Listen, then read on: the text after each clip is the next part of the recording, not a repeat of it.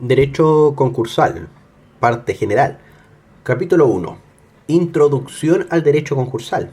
Sección primera. Nociones preliminares. 1. Concepto y finalidad. Juan Esteban Puga Vial define al derecho concursal como aquel conjunto de normas jurídicas, sustantivas y adjetivas, formales y materiales, que tienden a regular, reprimir y aún evitar las secuelas de la insolvencia. Esta rama del derecho busca remediar el desorden patrimonial que afecta a los acreedores, colocando al patrimonio del deudor en una situación en que pueda ser ejercitado el derecho de prenda general adecuadamente, con justicia y racionalidad.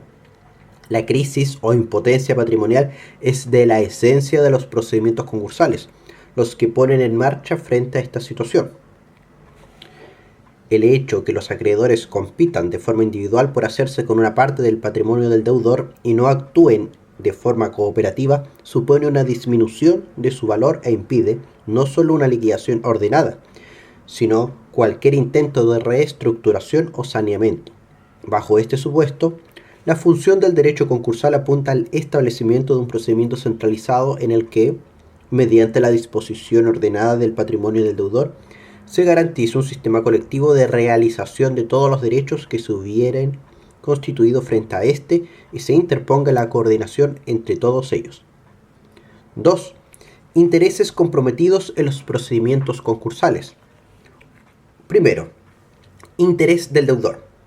La persona o empresa deudora es el primer interesado, pues los procedimientos concursales producen efectos respecto de toda su actividad económica y en su situación jurídica. Segundo, interés de los acreedores.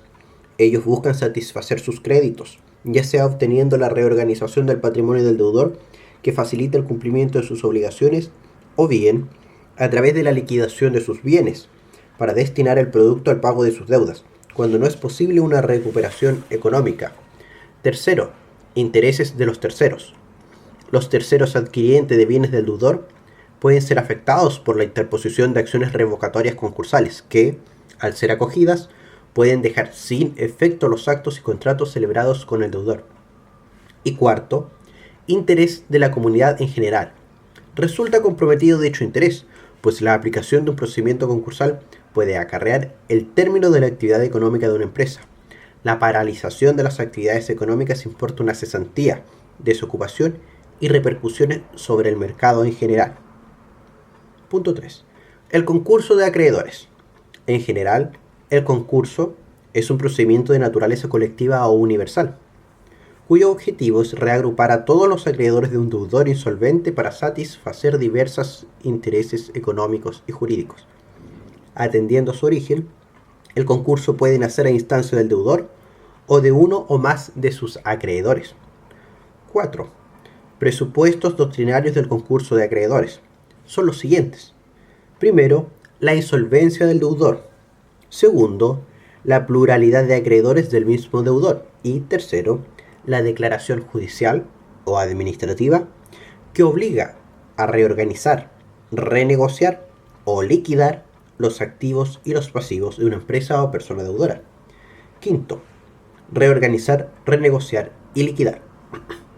Reorganizar significa organizar algo de manera distinta y de forma que resulte más eficaz.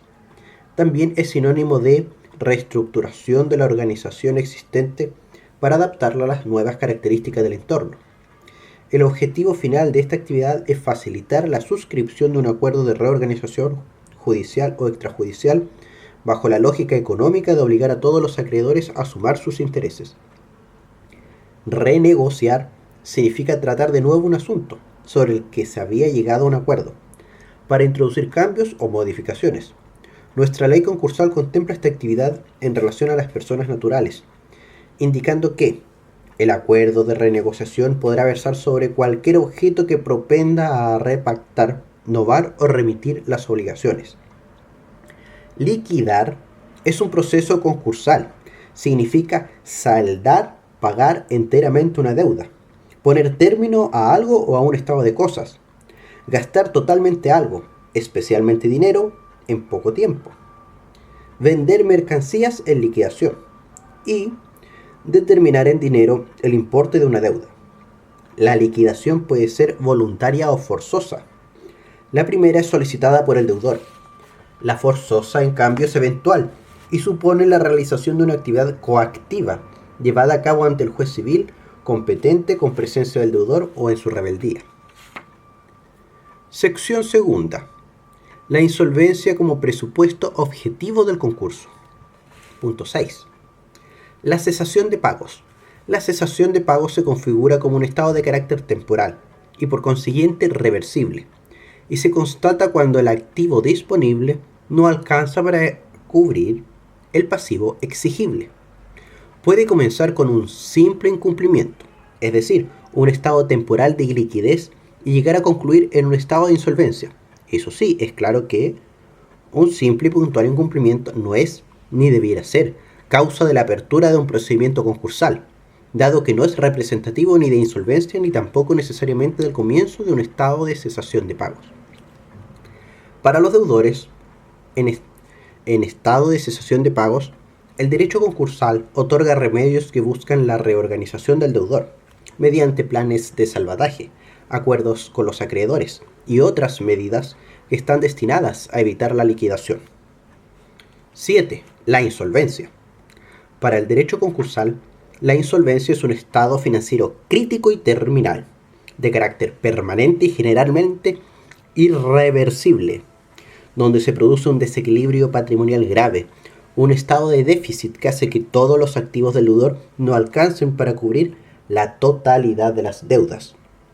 Dentro del estado de cesación de pagos, la insolvencia es su fase terminal, la que la clausura, pero que, a su vez, abre otro estado, esta vez irreversible, el estado de insolvencia.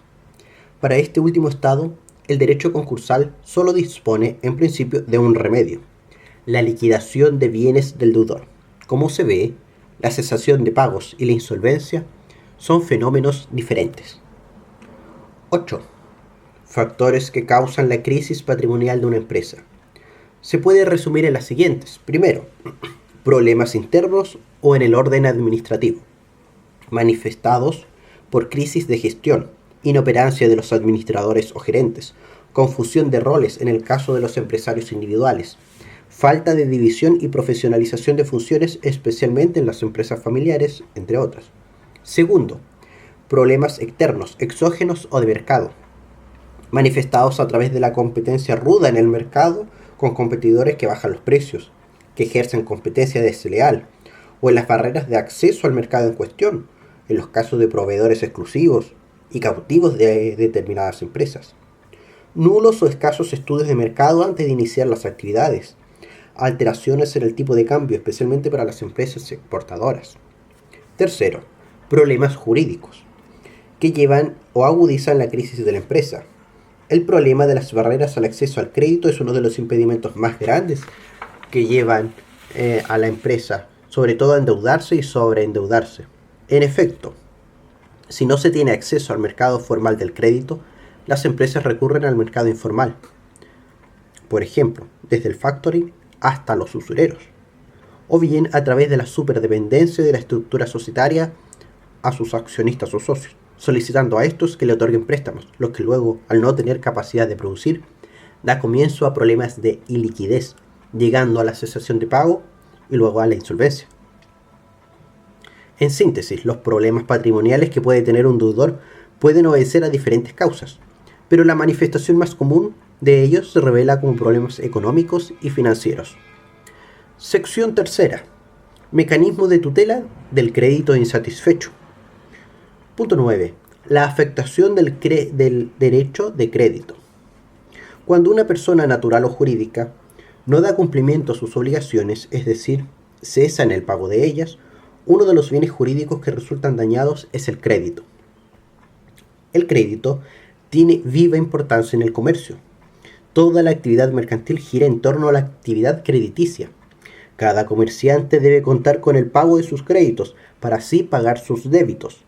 El incumplimiento afecta el tráfico e interrumpe la circulación de la riqueza, y por lo mismo produce un efecto en cadena, que arrastra a todos a quienes interceden en la actividad negocial y se transgrede con ello, además, la credibilidad pública.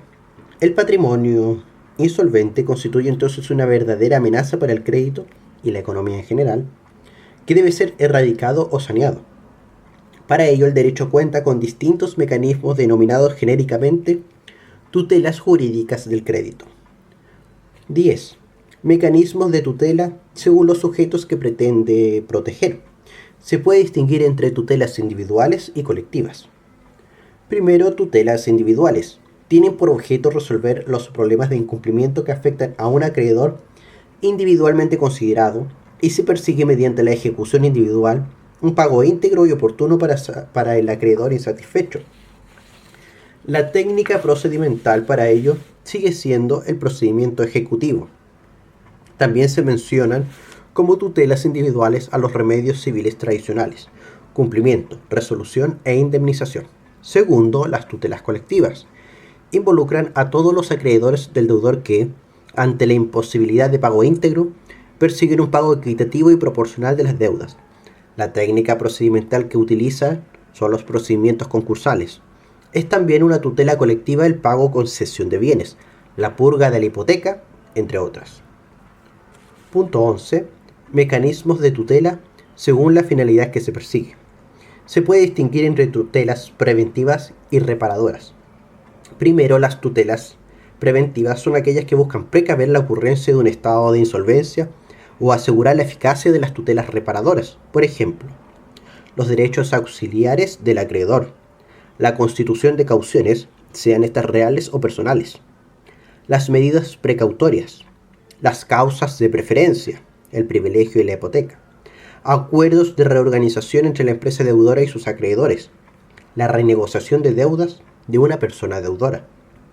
Segundo, tutelas reparadoras. Son las que persiguen remediar el mal causado por el incumplimiento, la cesación de pagos o la insolvencia. Son de esta clase: el cumplimiento forzado, la resolución e indemnización de daños, el pago por acción ejecutiva, el pago con cesión de bienes y el procedimiento concursal de liquidación.